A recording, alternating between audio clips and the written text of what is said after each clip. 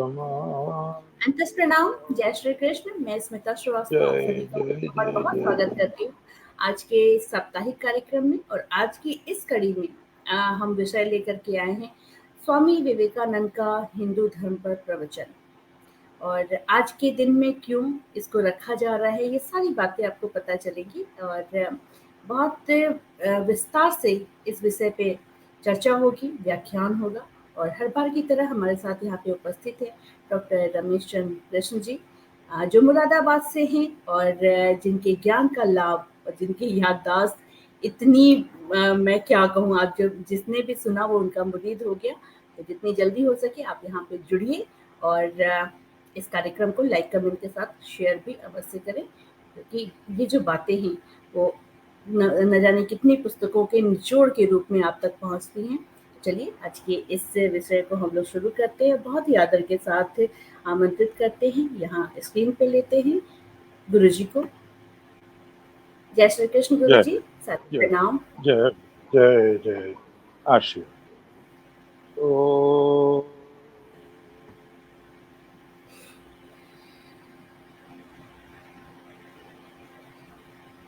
यत्र योगेश्वरः कृष्णो यत्र पार्थो धनुर्धरः तत्र श्रीर्विजयो भूतिर्ध्रुवा नीतिर्मतिर्मम्। ॐ शान्तिः शान्तिः शान्तिः। स्नेहमयी बहन स्मिता जी, आदर सत्कार के योग्य माताओं बहनों, धर्म के प्रति अनुराग रखने वाले श्रेष्ठ सज्जन गण, प्यारे बच्चों, आज 19 सितंबर है। अब पिछला भाषण किसी वजह से छूट गया, 12 को होता तो 11 सितंबर को प्रवेश किया संसद में। स्वामी जी ने प्रथम जो व्याख्यान नहीं कहेंगे उसको, धन्यवाद ज्ञापन कहेंगे, स्वागत का उत्तर दिया उन्होंने स्वामी जी ने। और वो मात्र 3 मिनट में था। वो उसमें ये नहीं था, लोग कहते उन्हें कम समय, ऐसा कुछ नहीं है।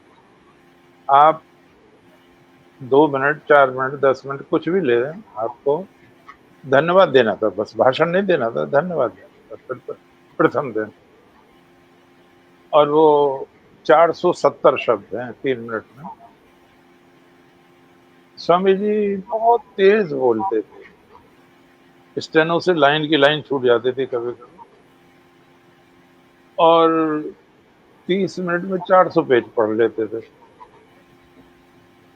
एक बार पार्ड्यूसन जो प्रोफेसर थे जर्मनी, उनके घर पे थे स्वामी जी, तो वो किसी काम से अंदर गए, एक पुस्तक रखी थी वहाँ कविताओं की, स्वामी जी उसे देखने लगे।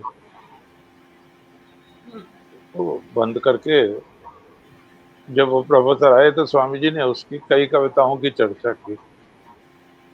तो बोले आपने पहले कहाँ पढ़ी ये किताब?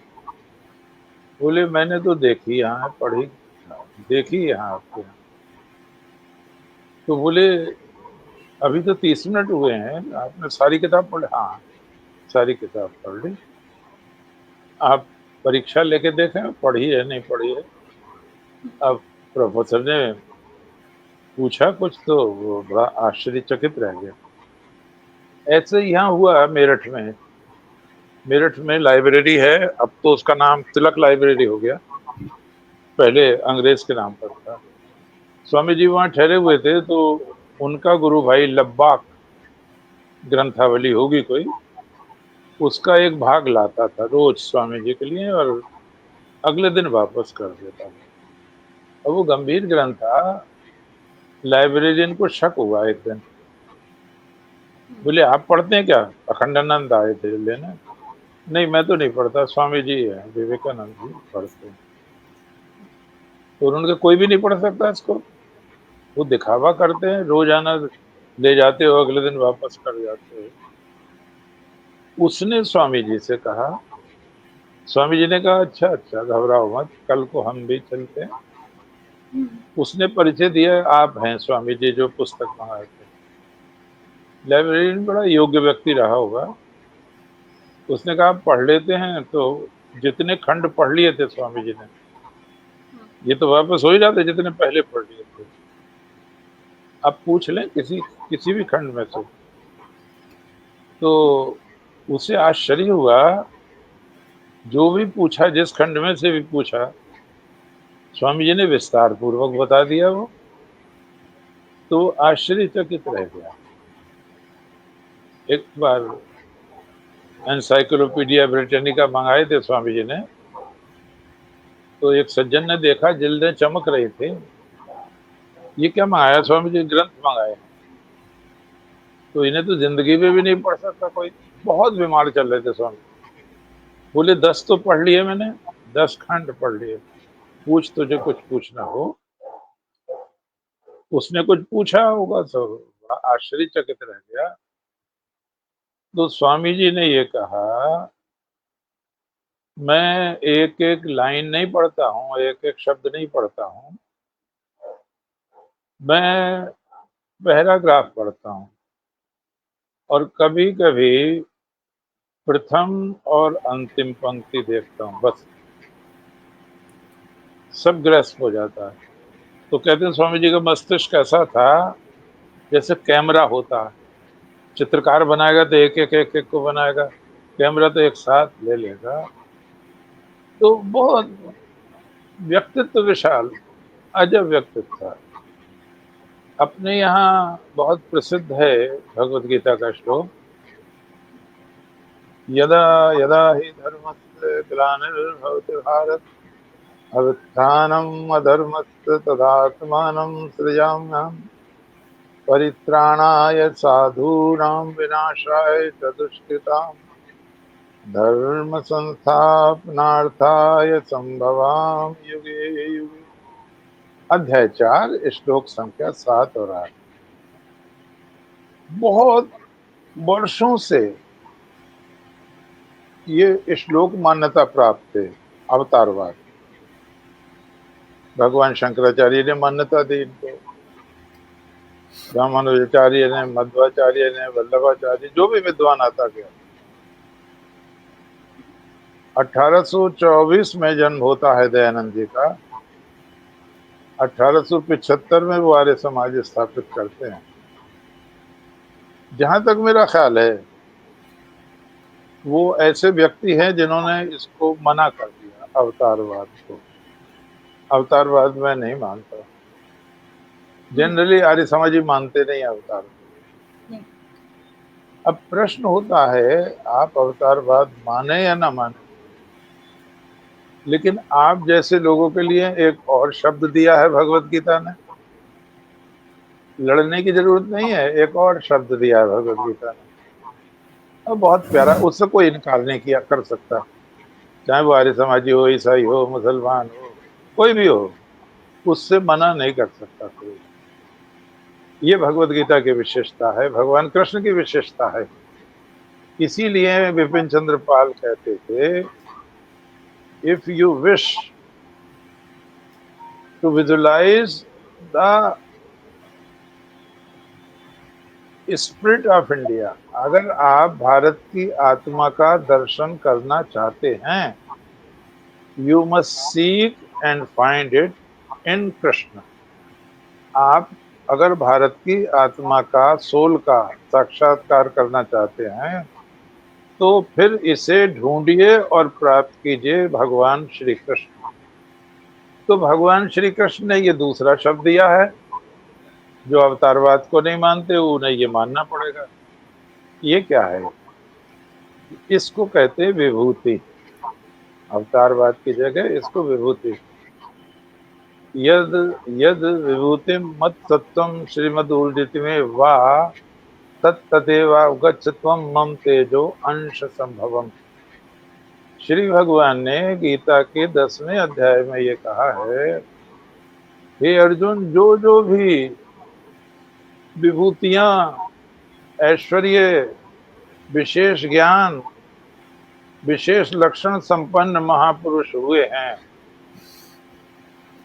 तत्तदेवावगच्छ त्वं मम तेजो अंश संभवम, समझ लो उनके रूप में मैं आया हूं। बस बात खत्म हो गई। अब लड़ने की कोई आवश्यकता नहीं रही। ये प्रश्न कई बार उठा है और उठेगा, हमेशा उठेगा, कि जब संसार की और संस्कृतियां नष्ट हो गई या बदल गई, अब पहचानी नहीं जा सकती, इतनी बदल गई, तो वो कौन सी मूलभूत कारण है जिसकी वजह से हमारी संस्कृति ना मिटी और मिटेगी भी नहीं। स्वामी जी ने कहा, हमारी संस्कृति आत्मा की भांति अजर और अमर है। बहुत बड़े शब्द कहे हैं।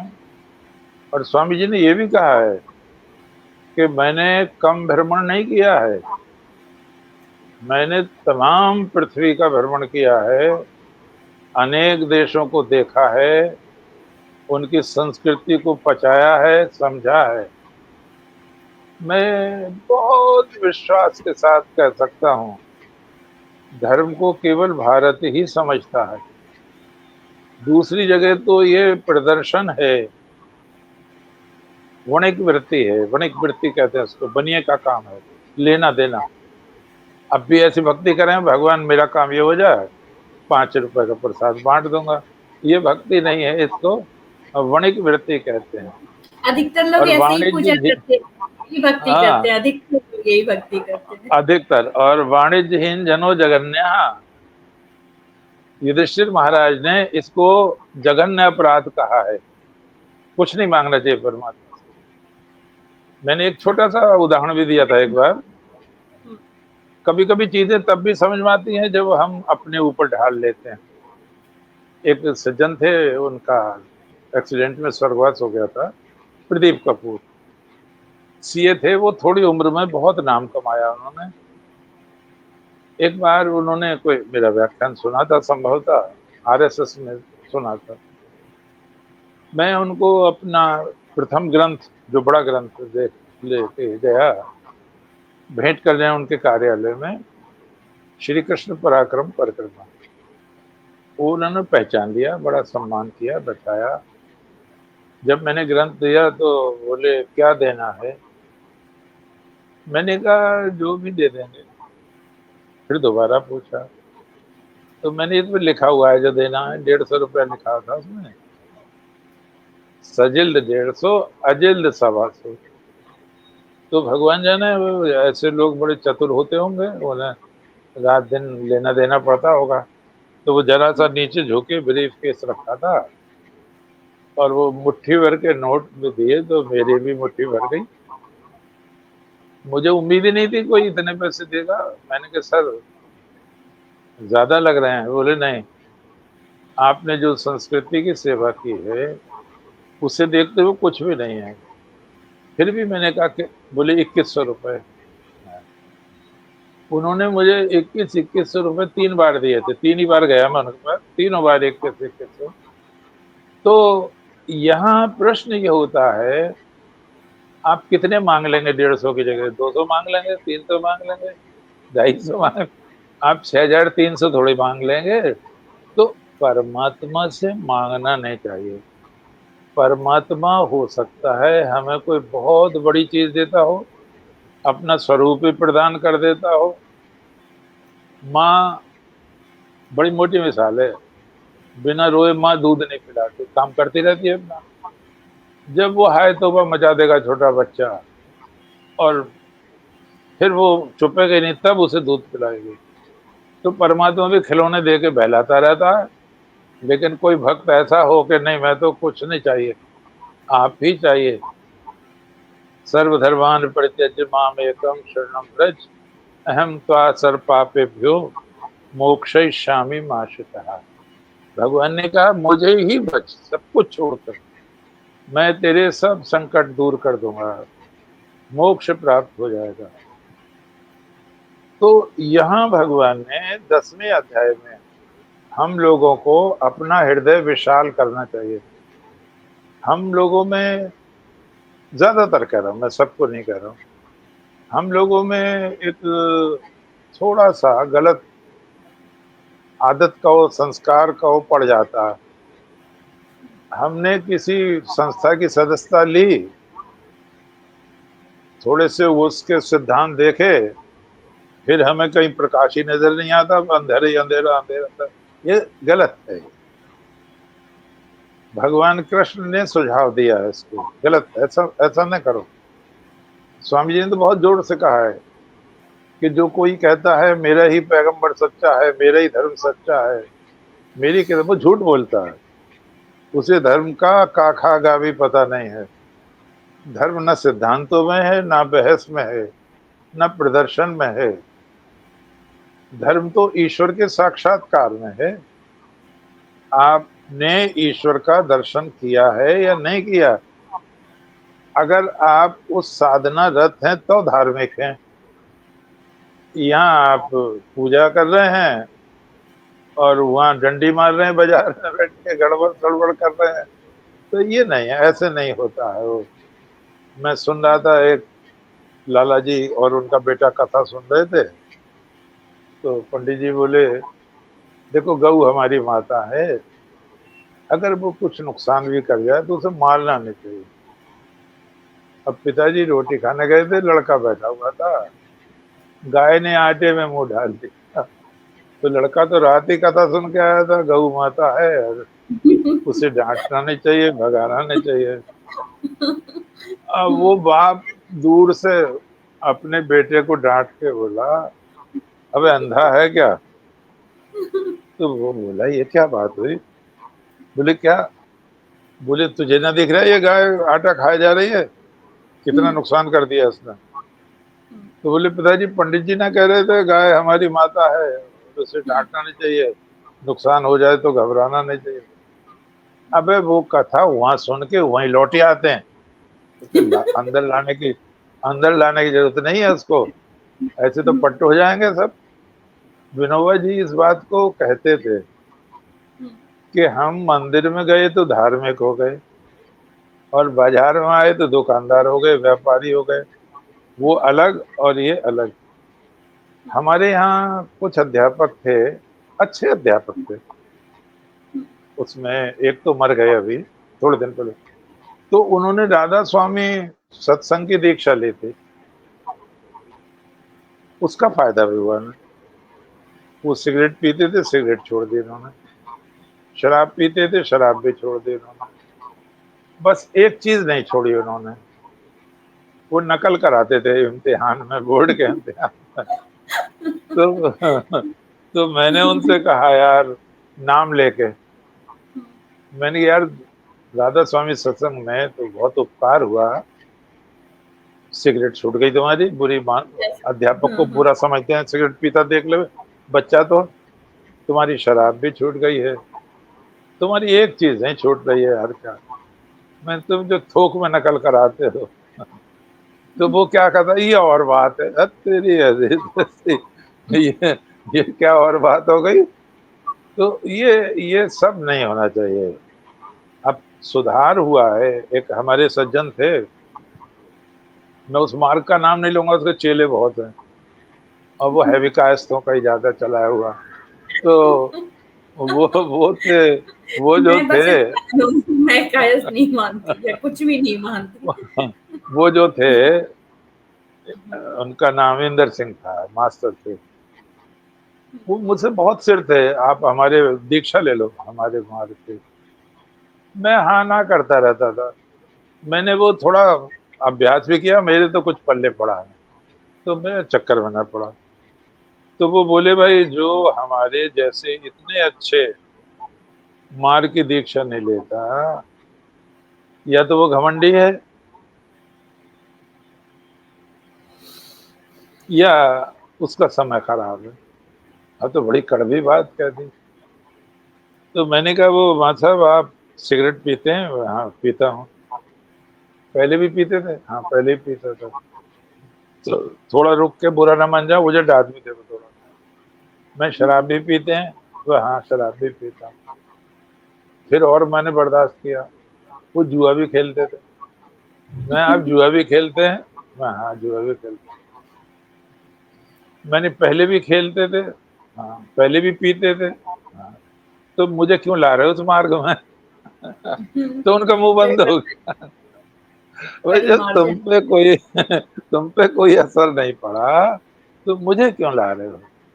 तो स्वामी विवेकानंद जी के शब्द बहुत प्यारे शब्द हैं कि धर्म बहस में नहीं है, धर्म रिजिडिटी में, कठोरता में नहीं है, धर्म जीने की चीज है, आचरण में लाने की चीज है।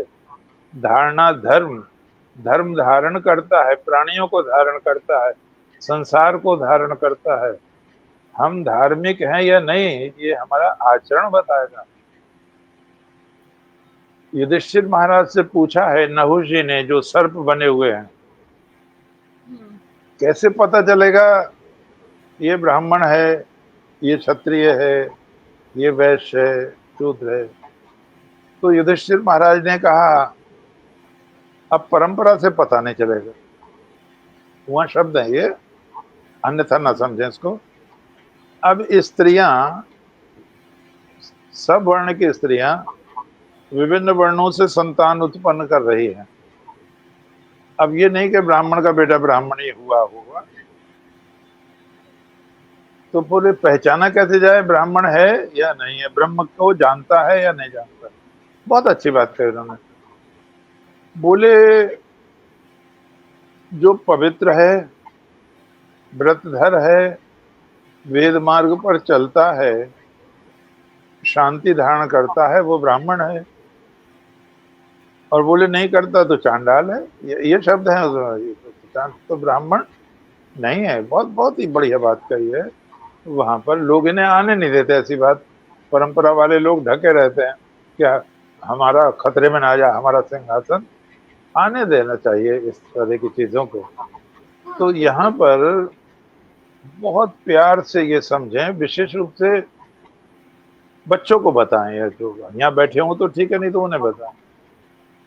जब भगवान ये कहते हैं कि जब जब धर्म की हानि होती है, अधर्म की वृद्धि होती है, मैं इस श्लोक को बहुत वर्षों तक गलत पढ़ता रहा। जब महाभारत धारावाहिक शुरू हुआ तब सुधार हुआ।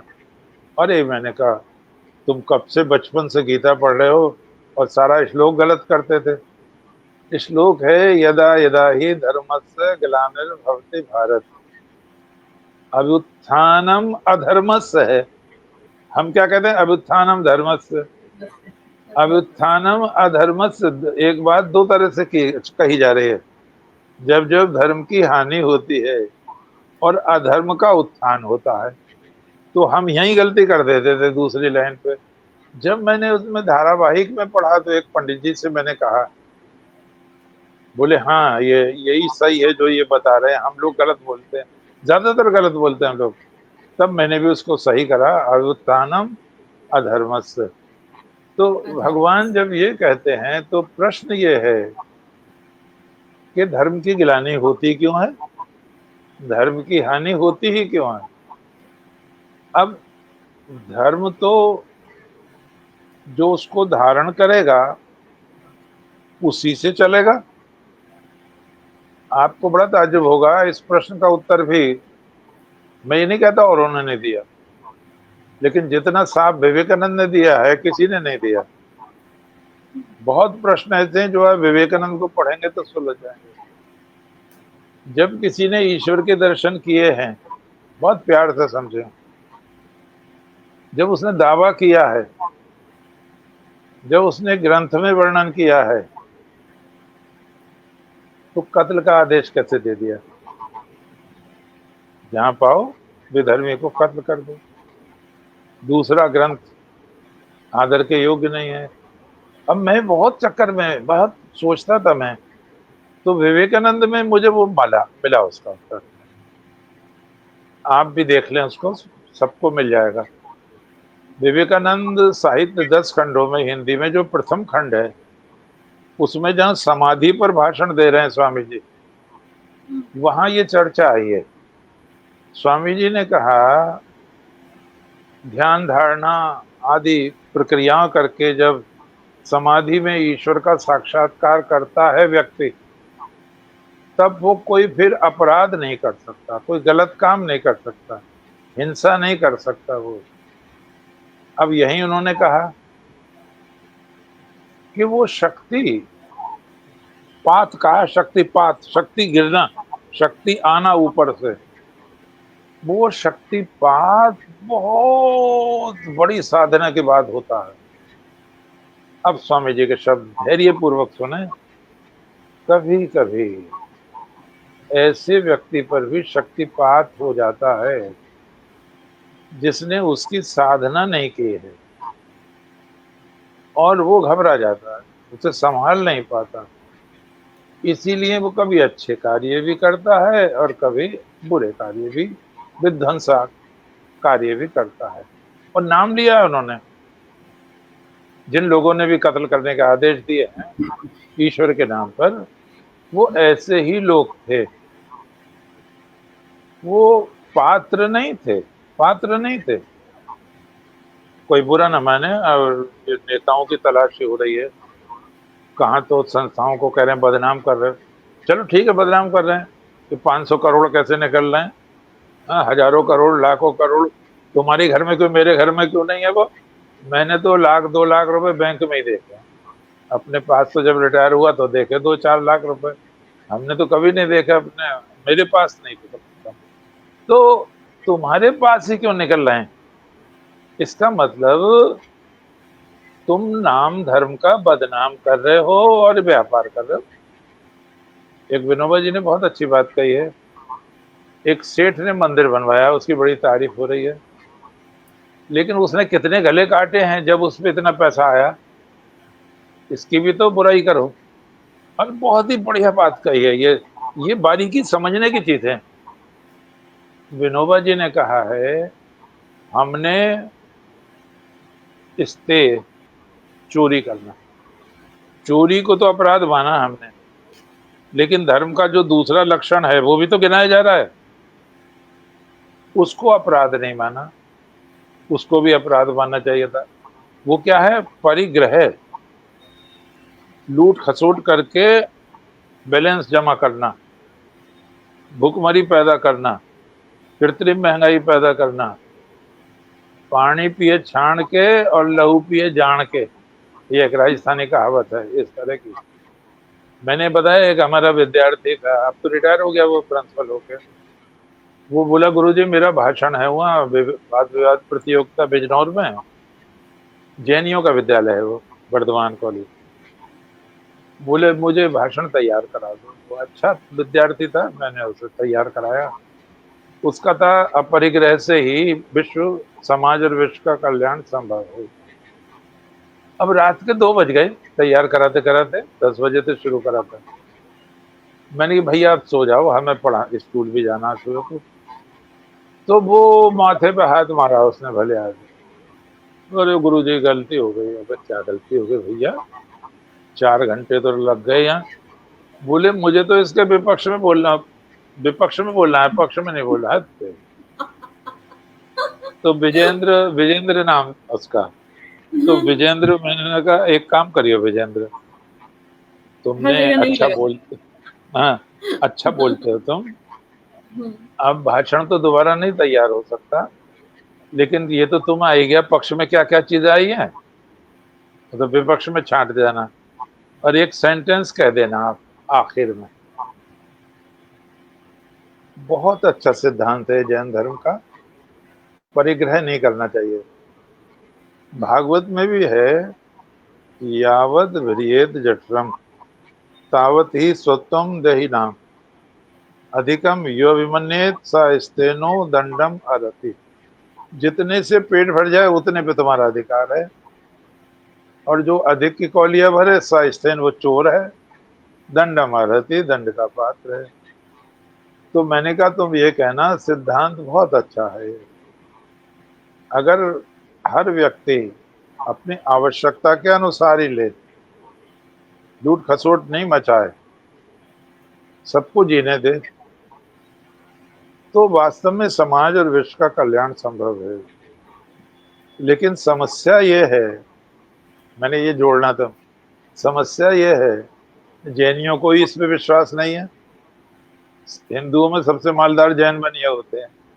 अब वो मुझे बहुत दिन बाद में मैंने विजेंद्र से बोले, साहब अगर हम विद्यार्थी नहीं होते तो पिट के आते वहां पे गुरु जी।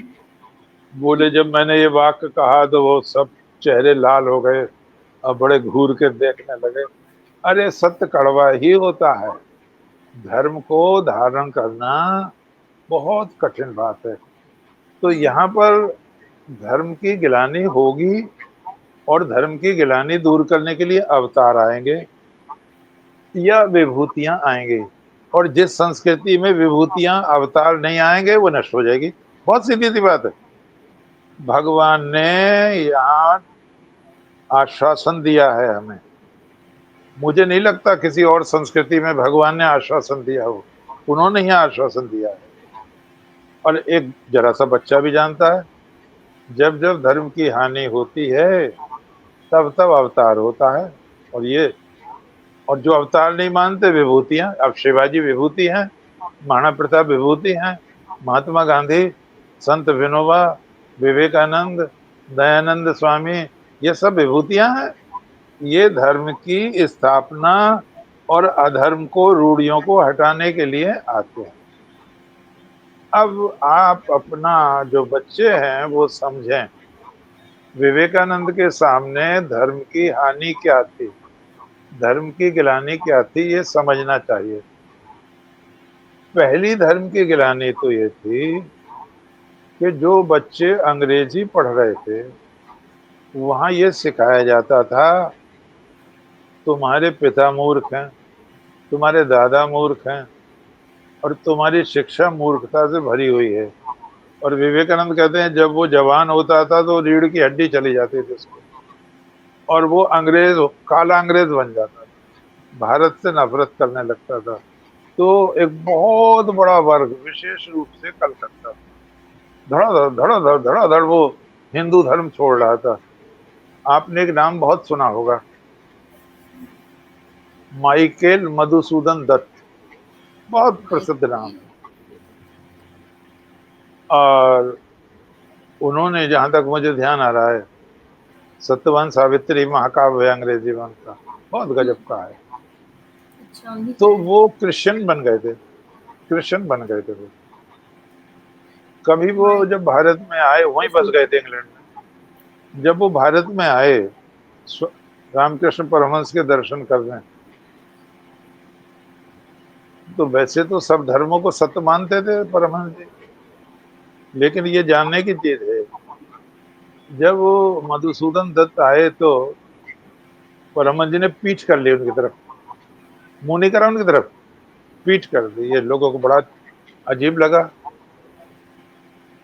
अब जब वो चले गए मधुसूदन दत्त, तो स्वामी जी से, परमहंस जी से कहा कि वो तो इतनी श्रद्धा से आपके दर्शन करने आए थे, आपने पीठ कर दी उनकी तरफ। तो परमहंस जी का उत्तर सुना है आप, ऐसे होती है धर्म की रक्षा। वो भी कोई आदमी है जिसने पेट के लिए धर्म छोड़ दिया, ये शब्द हैं। ये भी कोई आदमी है जिसने पेट के लिए धर्म छोड़ दिया। अब इन पे कई हजार कर्जा हो गया था इंग्लैंड में। अब इन्हें कोई उधार ना दे, या मित्रों को चिट्ठी लिखी किसी ने भी, उधर वारंट इशू हो गए, पुलिस आने की तारीख आ गई। ये बहुत घबराए कि पत्नी भी विदेशी थी। उसने कहा अब मैं ऐसे व्यक्ति को चिट्ठी लिख रहा हूं जो महात्मा है, ऋषि है, वो हमारी मदद करेगा। तब उन्होंने बहनों, भाइयों, प्यारे बच्चों, ईश्वर चंद्र विद्यासागर को चिट्ठी लिखी। और विद्यासागर जी वो 700 रुपए कमाते थे महीने में, 400 रुपए उनको तनख्वाह मिलती थी डीआई वास्ते, वो इंस्पेक्टर ऑफ स्कूल, 300 रुपए विभिन्न उससे मिलते थे, पुस्तकें बहुत लगते थे वो, तो 700, लेकिन पैसा नहीं बचाते थे, कुछ दान करते थे। तो इधर जब ये इनकी चिट्ठी तार आया तो उन्होंने उधार लिए, विद्यासागर जी ने उधार लेके पैसे भेजे। तो संयोग ऐसा बना, पुलिस भी आ गई, अमीन भी आ गया, और वो सब इन्हें भगाने वाले थे, मकान में थे, वो पोस्टमैन मनी ऑर्डर लेके आ गया। देखे तो आंसू निकल पड़े माइकल मधुसूदन दत्त के। तो जब आप इन चीजों को पढ़ेंगे नहीं तो आपको क्या पता चलेगा ईश्वर चंद्र विद्यासागर कैसे थे। अरे विद्या के सागर ही थे। मैंने एक उदाहरण दिया आपको बड़ा प्यारा। वो रात में टहल रहे थे, बहुत ठंड पड़ रही थी, तो वो कुछ स्त्रियां, वेश्याएं सड़क पर खड़ी थी जाड़े में। वो समझ गई ये वेश्या हैं, वो आए, लो माता, माँ का, लो माता, जितने पैसे थे सब दे दिए, जाओ बहुत जाड़ा पड़ रहा है, बीमार हो जाओ, अब कोई ग्राहक नहीं आएगा। अरे ये धरती पे देवता होते हैं, ये धर्म की रक्षा करते हैं, वाणी से नहीं करते, कर्तव्य से करते हैं। तो विवेकानंद के सामने एक धर्म की गिलानी तो बहनों भाइयों ये थी, लोग हिंदू धर्म को छोड़ रहे थे, संस्कृति को छोड़ रहे थे, वेद उपनिषद को छोड़ रहे थे, राम और कृष्ण को छोड़ रहे थे, उनकी श्रद्धा डगमगा गई थी। और दूसरी चीज, जिस गाय को पवित्र माँ कहते थे, उस पर एक राजेंद्र लाल मित्र बहुत बड़े विद्वान हुए हैं, उन्होंने एक प्रबंध लिखा, बीफ इन एंशंट इंडिया। उन्होंने ये सिद्ध किया प्राचीन भारत में आर्य गोमांस खाते थे, और 1876 में उनको डीलिट की उपाधि मिल गई इस पर। जब यहाँ 1966 में, आपको ध्यान होगा पुराने लोगों को, गोरक्षा आंदोलन चला जिसमें करपात्री जी को पिटवाया इंदिरा गांधी ने, शाप दिया उन्होंने। तो जब साधु पिटवाए, मरवाए, गायब करवाए, तो ये उन दिनों की बात है। तो एक भूमानंद स्वामी हुआ कोई कलकत्ते की तरफ, उसने वो प्रबंध छपवा दिया कि गाय की रक्षा क्यों कर रहे, गाय को खाते थे लोग, और वो मुफ्त में बांटता फिरा, कहता मुफ्त में बांटता फिरा, सारा संसार विचित्रताओं से भरा हुआ है। तो एक ये they form beef eating clubs, हमारे नवयुवकों ने गोमांस भक्षी क्लब बना रखे थे और गोमांस खाना शुरू कर दिया था। शराब की एंट्री भी हो गई थी, शराब पीना शुरू कर दिया था। ये एक बहुत बड़ी चीज, बहुत बड़ा नुकसान था राष्ट्र की दृष्टि से। तो विवेकानंद जी को सामना करना था इस बीमारी का, कैसे श्रद्धा लौटे। और उन्होंने कहा एक जगह, अब किसी का नाम लो, जो लोग विदेश में जाते हैं, हम बेवकूफ हैं, हमारे लोकतंत्र बिगड़ गया, हम ये बिगड़ गए, हम मर रहे हैं, हमें बचा, अब कौन बचाएगा तुम्हें बावले कहीं के। ये विवेकानंद के समय भी आया है प्रश्न। विवेकानंद ने कहा, मूर्खों, दूसरे के यहाँ जाके गिड़गिड़ाते हो, हमारी रक्षा करो। कौन तुम्हारी रक्षा करेगा? उद्धरेत आत्मनात्मानम, भगवान ने नहीं कहा तुम स्वयं अपनी रक्षा करो।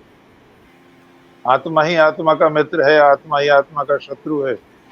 ये देश बूढ़े शिव का है, और सारे भारत की सभ्यता जहां जहां गई है, सिद्ध हो गया, सबका नाम लिया है विवेकानंद जी ने, वहां वहां इन्होंने अपने बूढ़े बैल को चलाया था। ये वही देश है, यहाँ कृष्ण बांसुरी बजाएंगे। ये वही देश है, यहाँ काली माई बलि खाएगी। ये जो कैलाश पर्वत है, जो भगवान शिव का अड्डा है, इसको 10 सिर 20 हाथ वाला रावण भी हिला नहीं पाया। किसी पादरी सादरी के बस का काम है ये, भारत की संस्कृति को नष्ट कर दे। कैसा गौरव जगाया होगा विवेकानंद ने, आप ये देखो, कैसा गौरव जगाया होगा। वहां तो स्वामी जी बहुत बिगड़े अमेरिका में, ये जानने की चीज है धर्म की गिरानी क्या। वहां साइंस के आविष्कार हो रहे थे, ब्रूनो को आग में जला दिया गया था, उन्होंने पृथ्वी गोल कह दिया था। यहाँ सब्जेक्ट का नाम ही भूगोल है, लाखों वर्षों से वो पृथ्वी घूमती है या सूर्य घूमता है, इस पे हुआ बहुत साइंटिस्टों को फांसी हुई।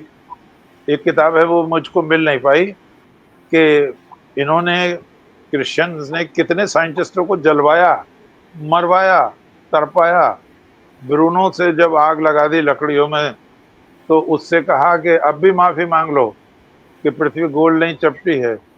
तो ब्रूनो ने कहा जरा मेरा एक हाथ निकाल दो लकड़ियों से, तो हाथ निकाला कि शायद माफी मांगेगा। तो उसने कहा देखो, अब मेरे मरने में कोई कसर नहीं है, आग लगने वाली है। मैं बहुत विश्वास के साथ कहता हूँ, पृथ्वी गोल है, पृथ्वी गोल है, पृथ्वी गोल है। अरे तुम्हारी बाइबल में गलत लिखा है, पृथ्वी चपटी है। एक दिन आएगा तुम्हारा बच्चा बच्चा कहेगा पृथ्वी गोल है। और जल गए वो। ये वीर होते हैं, जल गए, माफी नहीं मांगी उन्होंने। तो ये वहां डगमगा गई थी क्रिश्चियनिटी, क्योंकि साइंस की आविष्कार होते जा रहे थे, विजय होती जा रही थी। तो पादरियों की इनकम कम हो रही थी। ये एक बहुत ध्यान से समझने की चीज है। आप हजारों किताबें पढ़ेंगे तब आएगी ये चीज। साहब, वो इनकी आमदनी कम हो रही थी, धर्म का प्रचार कम हो रहा था। तो इन्होंने झूठी अफवाहें फैला दी।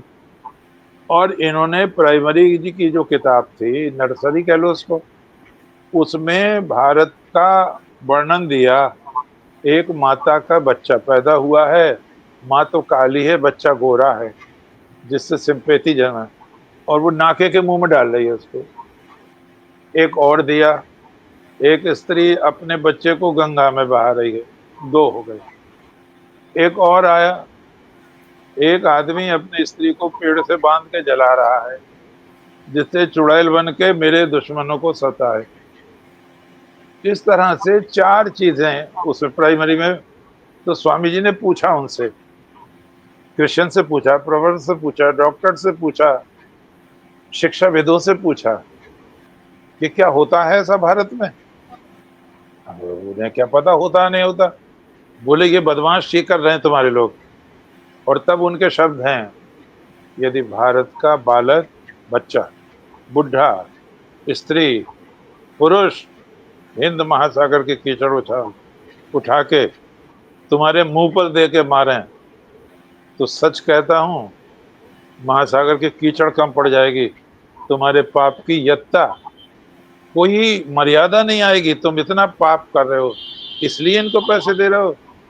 और ये इस पादरी वहां कहते थे, हमने कलकत्ते में देखा है, हर गांव के पास हड्डियों का तालाब होता है, बच्चों की हड्डियां दफनी रहती है उसमें। तो तब उनके शब्द हैं स्वामी जी के, और उन्हीं के देश में है ये शब्द, उन्हीं के देश में। ईसा के चेलों का हिंदुओं ने क्या बिगाड़ा है। हम तो कभी उन्हें गाली नहीं देते, कभी उनके धर्म की निंदा नहीं करते, कभी उनके ग्रंथ की निंदा नहीं करते। वो क्यों हमारे देवताओं की निंदा करते हैं, क्यों हमें गाली देते हैं, क्यों इस तरह का करते हैं। तो एक ये चीज स्वामी जी ने वो भार अपने कंधों पर लिया। और जब वो पार्लियामेंट में जा रहे थे, तो एक उनके गुरु भाई थे, हरि भाई नाम आया वहां, बाद में कुछ नाम बदल गया उनका। हरि भाई, मैं जा तो रहा हूं, तुम देख लेना, देख लेना, ये शब्द स्वामी जी के। ये इतना बड़ा आयोजन मेरे लिए हो रहा है, ये है स्वामी जी के शब्द, इतना बड़ा आयोजन मेरे लिए हो रहा है। अर्थात मैं छा जाऊंगा पूरे विश्व में, मैं जैसे ही खड़ा होऊंगा छा जाऊंगा पूरे विश्व में। और हिंदुत्व जो है, भारतवर्ष विश्व के नक्शे में सर्वोच्च हो जाएगा। अब वो आंखें फाड़ के देखे, ये है धर्म का दर्शन। और इसीलिए स्वामी जी कहते हैं, मैंने ईश्वर के चरण छुए हैं। मुझे बहुत अच्छा लगता है बात। कोई अरबों खरबों में एक आदमी दावा कर सकता है मैंने ईश्वर के चरण छुए हैं। जब उनको डिट्रॉइट में कॉफी में जहर दिया गया और वो पीने वाले थे, लगभग रात का समय था, तभी उन्होंने देखा कि परमहंस जी खड़े हैं बगल में, यूं कर रहे हैं वो। तो उन्होंने कॉफी नहीं पी थी। फिर लोगों ने बाद में पूछा, बोले मुझे तो पता नहीं, गुरु जी थे, उन्होंने मना कर दिया। तो उसमें विष दिया गया था उनको। ऐसे रक्षा करता है परमात्मा।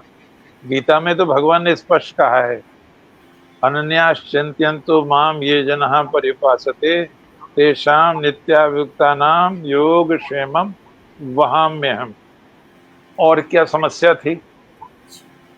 एक समस्या ये थी मैक्स मूलर भारत भक्त बाद में बने हैं, पहले भारत भक्त नहीं थे। और वो क्या कहा उन्होंने, वेदों का अक्षर बनवाए उन्होंने, टाइप करवाया, बड़ी बहुत समय लगाया।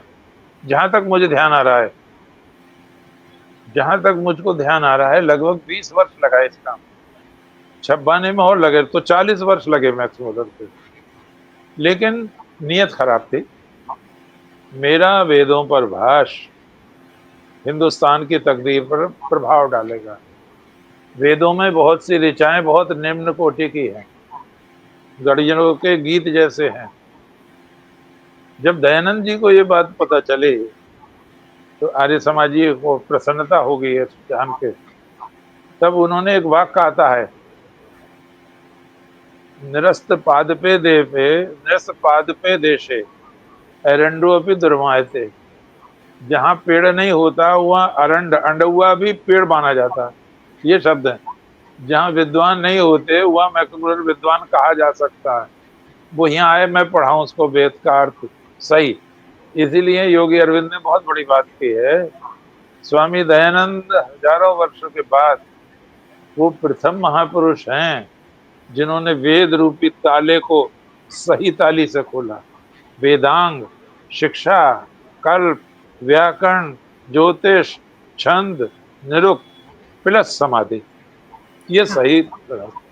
जिन्हें समाधि नहीं आती वो मंत्र आज भी नहीं खोल पाएंगे, अटक जाएंगे कहीं ना कहीं। तो एक समस्या विवेकानंद जी के सामने ये आई कि जो वो आयोजन था, आयोजन बहुत बड़ा था और उनका विरोध भी हुआ। कट्टर लोगों ने विरोध किया, तुम दूसरे धर्म वालों को क्यों बुला रहे हो, वो तो धर्म ही नहीं है, केवल हमारा धर्म ही धर्म है। उन्हें बड़ी मुश्किल से शांत किया गया।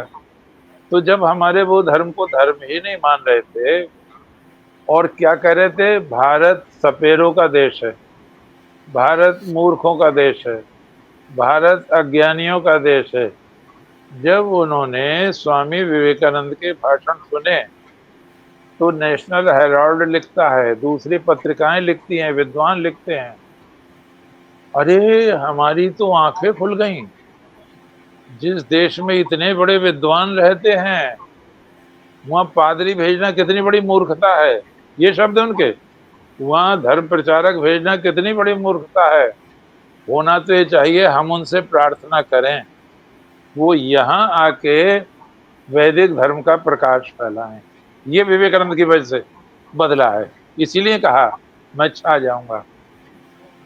तो उन्होंने लिखा, मैक्स मुलर ने, ड्यूक ऑफ आर्गाइव को, ancient religion of India is doomed, ancient religion of India is doomed and if Christianity does not step in, whose fault will it be? Bharat का प्राचीन धर्म लड़खड़ा रहा है, नष्ट प्राय है। यदि इसकी जगह हमारा धर्म नहीं लेगा तो ये किसकी गलती होगी। एनके मजूमदार को उसने चिट्ठी लिखी, तुम मुझे बताओ तुम्हें क्या अड़चन है, तुम अपना धर्म नहीं छोड़कर हमारा धर्म अपना रहे हो, क्यों नहीं अपना रहे, तुम आगे बढ़ो, हिम्मत से काम लो, धरती नहीं खिसक जाएगी तुम्हारे पैरों के नीचे से, बड़ी खुशी होगी, हम तुम्हारा स्वागत करेंगे। और सबसे ज्यादा प्रसन्नता तुम्हारे इस पुराने मित्र मैक्स मुलर को होगी। मैंने स्मिता जी को पुस्तकें दी हैं, उसमें ये बहुत वर्णन है, विस्तार से बहुत वर्णन है। भारत महान में तो लगभग 40 पेज में है, छोटी किताब में तो 80 पेज हो जाएगा।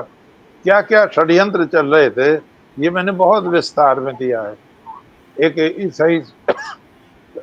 ईसाई स्वामी जी के सिर हो गया, आप बपतिस्मा ले लें, बपतिस्मा वो पानी छिड़कता है, बस ईसाई हो गए। तो स्वामी जी ने कहा नहीं मैं नहीं लूंगा। तो बोले नरक में जाओगे, वो रोज सिर हो गया उनका, स्वामी जी ने लिखा सर, रोज भला आदमी मेरे सिर हो जाए, फिर और मुझे रोज ये कह दे मैं नरक, वो तुम नरक में जाओगे। तो एक दिन मैंने उससे कहा खड़े होकर, अबे मैं नरक में जाना चाहता हूँ, स्वर्ग में जाना ही नहीं चाहता। तो उसने मेरा पिंड छोड़ा। और स्वामी जी ने वहां शब्द लिखे हैं, वो पात्र कहाँ है जो मुझे बपतिस्मा दे दे, इसको अभिषेक कहते हैं। बौद्ध धर्म में स्नान कराते हैं नदी में, दीक्षा देते हैं। इसी की नकल ईसाइयों में है, और उन्होंने स्थविर पुत्रों से ली है, नकल की है। इसको तिलक जी ने भी लिखा है और स्वामी विवेकानंद ने भी लिखा है। कहाँ कहाँ ईसाइयत नकल है वो सारा अब तो सिद्ध हो गया, क्योंकि बौद्ध धर्म पुराना है, बौद्ध धर्म से हिंदू धर्म बहुत पुराना है। तो एक ये षड्यंत्र था। एक वहाँ छात्रवृत्ति स्थापित की गई थी, उसका उद्देश्य था ये इसलिए दिया जा रहा है इतनी बड़ी राशि कि जो संस्कृत के ग्रंथ हैं उनका अंग्रेजी में अनुवाद करो, अंग्रेजी में, जिससे कि हमें अपना धर्म प्रचार करने में सफलता मिले। तो वहां भी नियत में खोट था। तो एक स्वामी जी को कितने बड़े आक्रमण का, इंग्लैंड है, अमेरिका है, फ्रांस है, जर्मनी है, और व्यक्ति एक है। अरे अभिमन्यु तो एक है, और कौरव ही कौरव तो हैं, कोई दूसरा तो घुसने नहीं दिया उसने चक्रव्यूह में। और मैं अभिमन्यु की वीरता को प्रणाम करते हुए कहूंगा, अभिमन्यु ने वो कथा नहीं सुन पाए थे निकलने की, और ये सारी मानव जाति को शिक्षा है कि माताएं ज्ञान के उपदेश के समय सो ना जाएं, नहीं तो पुत्र का वध हो जाएगा। जरा सी गलती सुभद्रा की बहुत बड़ा अनर्थ कर गई। लेकिन विवेकानंद की जो माँ है भुवनेश्वरी देवी, अनवरत साधना की थी उन्होंने, तो उनके बेटे ने चक्रव्यूह में प्रवेश भी किया और विजयी होकर लौटा। ये एक उल्लेखनीय चीज है। वो क्योंकि माँ सोई नहीं, माँ जगती रही, आराधना करती रही, आप अपने जैसा बालक मुझे दीजिए। और इसीलिए विवेकानंद ने कहा है कि भगवान मनु ने कहा है, जो संतान प्रार्थना के बाद उत्पन्न होती है वही आर्य होती है, जो बिना प्रार्थना के उत्पन्न होती है वो अयोग्य लोग होते हैं। उनको मना किया। तो अच्छी संतान प्राप्त करने के लिए भी हमें भगवान से प्रार्थना करनी चाहिए, तभी योग्य संतान आएगी यहाँ पे। अब स्वामी जी पहुंच गए वहां पर।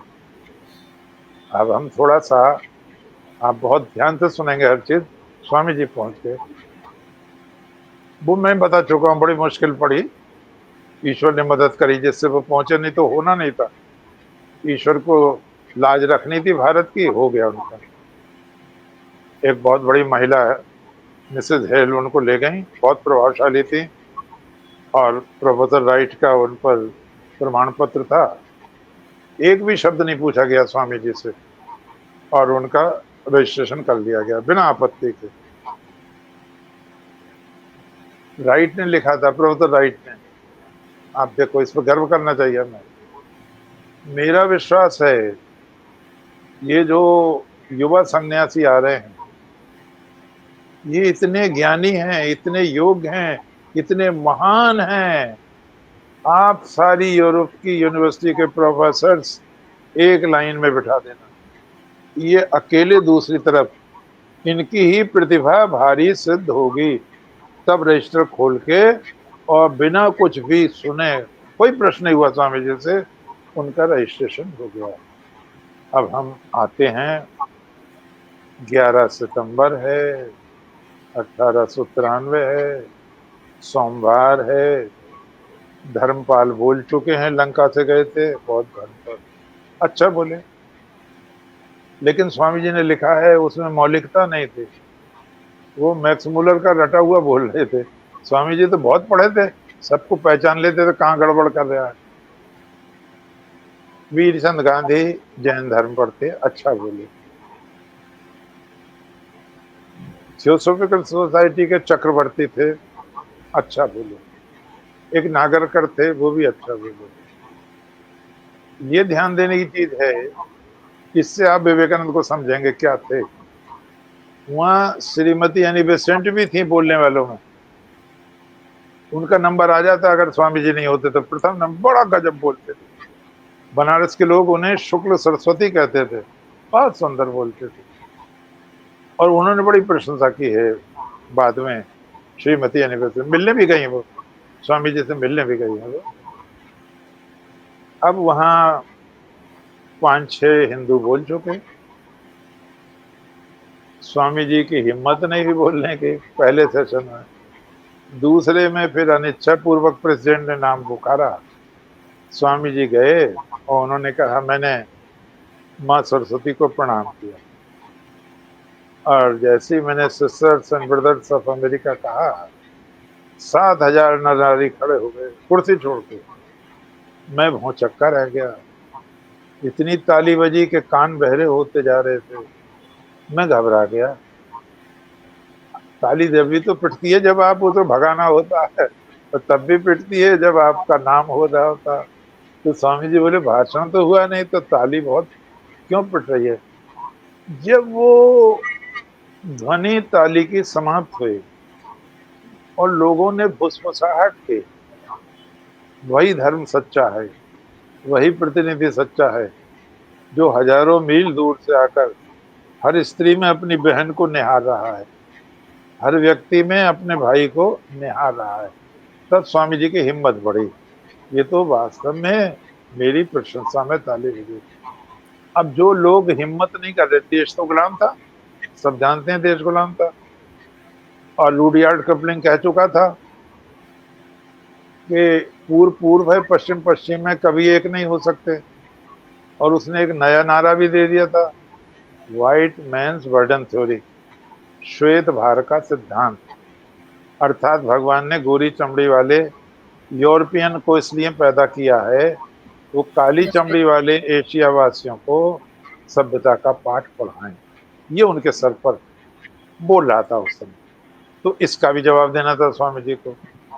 अब जब स्वामी जी ने कहा, जो कोई हिम्मत नहीं करा, किसी ने हिम्मत नहीं करी।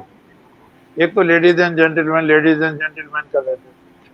मैं एक बार इधर बोल रहा था कहीं, जहां तक मुझे ध्यान है, कहीं हसनपुर की साइड में। तो एक भजनोपदेशक थे, आर्य समाजी थे वो। तो वो विवेकानंद से कुछ नाराज रहते थे।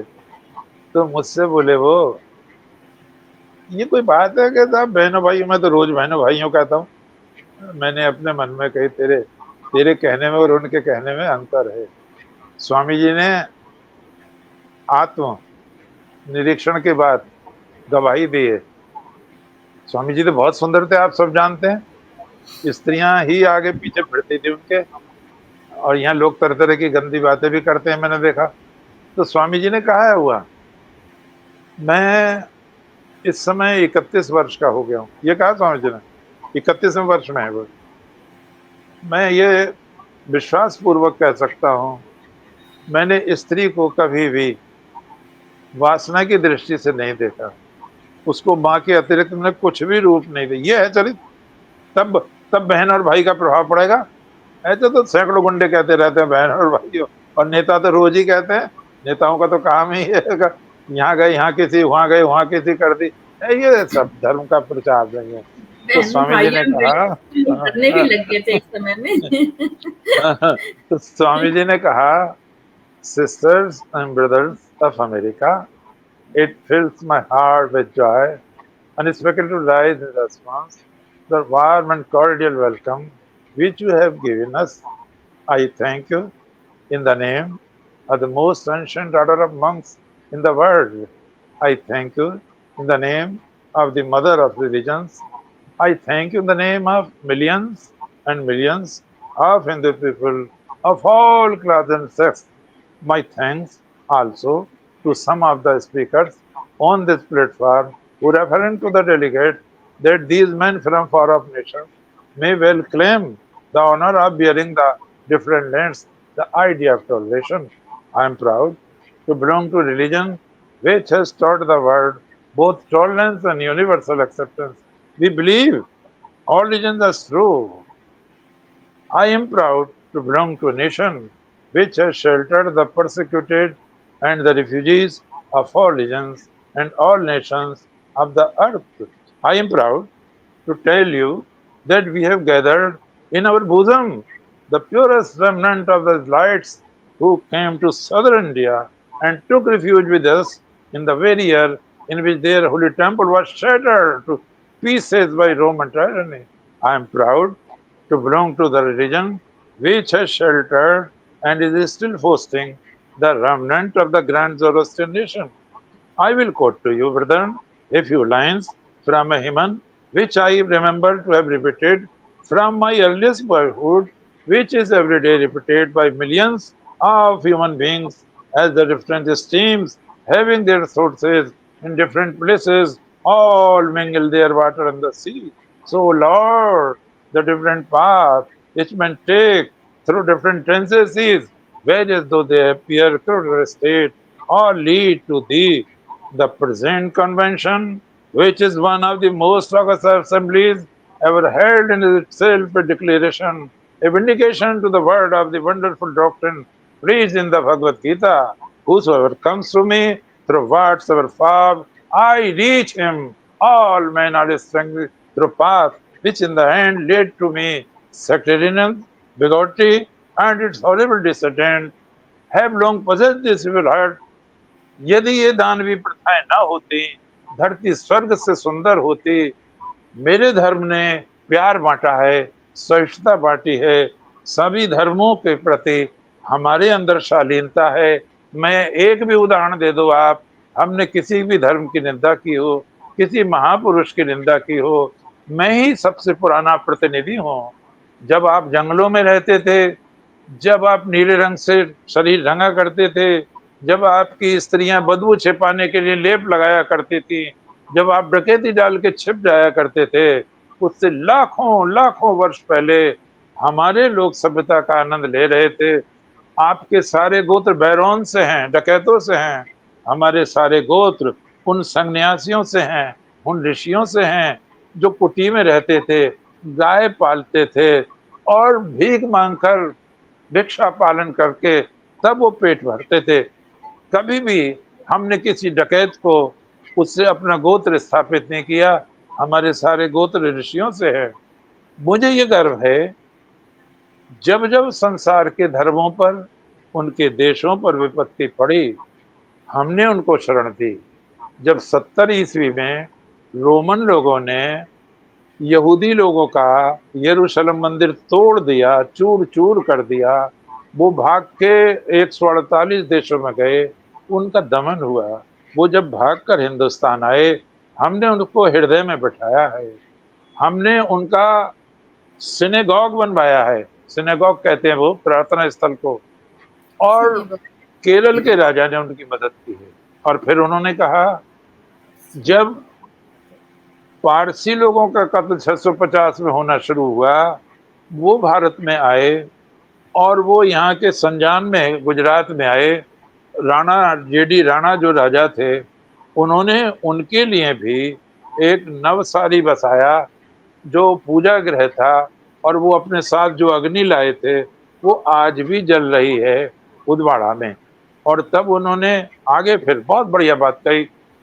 680 ईस्वी में जब मोहम्मद के नवासों के कत्ल होने की बात आई, उन्होंने कहा हमें हिंदुस्तान जाने दिया जाए, क्योंकि पैगंबर मोहम्मद कहते थे, हिंद की ओर से मुझे दिव्य सुगंध आती रहती है, जहाँ हजरत आदम के कदम सबसे पहले उतरे।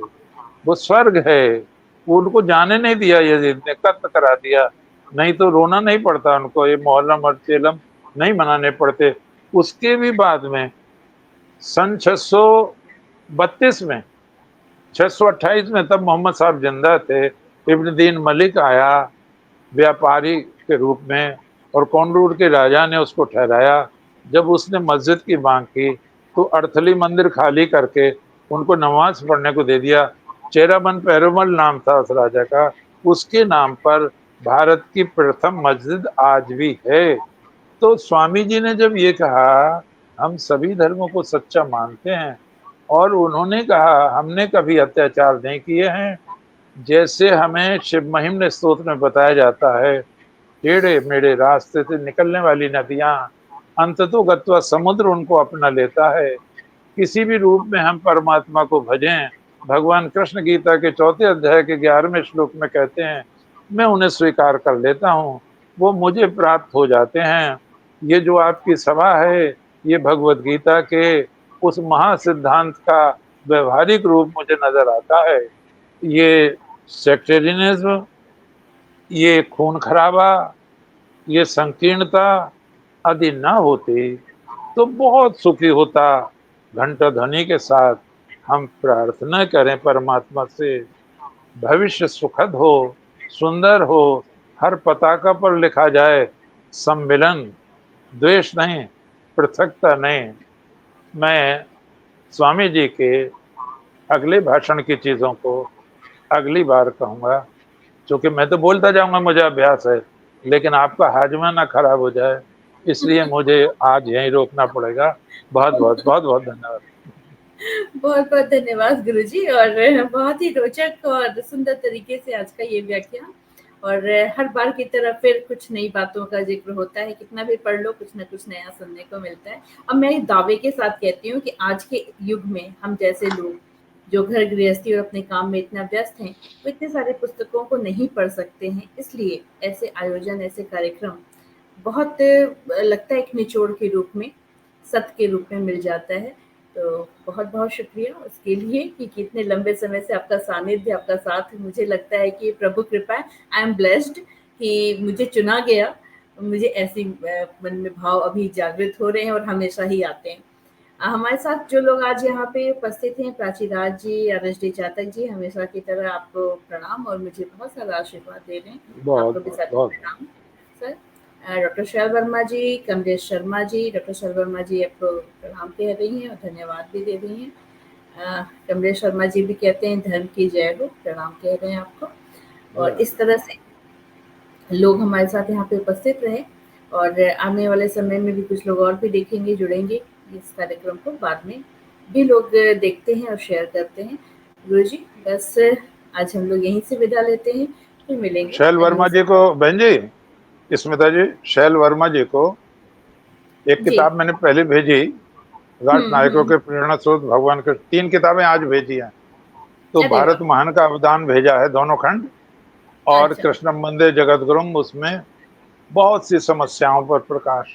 तो आज मैंने 3 किताबें आदरणीय बहुत बहन शैल वर्मा जी को और भेजी हैं, वो मेरा प्रणाम भी स्वीकार करें तो हुँ, हुँ। अच्छा, ठीक हो गया। सभी को बहुत-बहुत धन्यवाद, सभी को अंतस प्रणाम और फिर मिलेंगे हम लोग। नमस्कार, जय हिंद, जय भारत, जय श्री कृष्ण। जय जय हो, जय हो।